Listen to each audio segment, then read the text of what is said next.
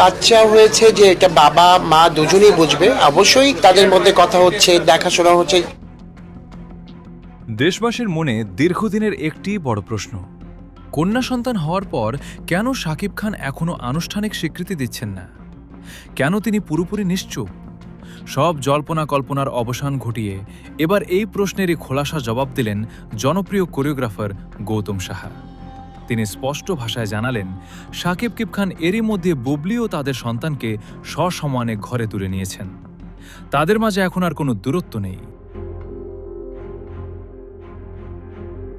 গৌতম সাহা আরও জানান, বুবলির সঙ্গে শাকিব খানের নিয়মিত যোগাযোগ এবং দেখা সাক্ষাৎ হচ্ছে। সবটাই পর্দার আড়ালে চললেও তাদের মধ্যকার সম্পর্কের বন্ধন এখন অনেক গভীর।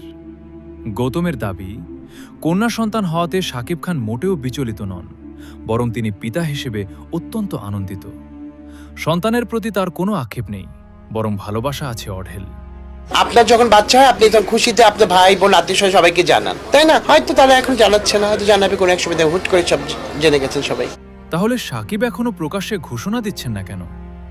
গৌতম সাহার মতে, শাকিব খান অনেক দূরদর্শী একজন মানুষ।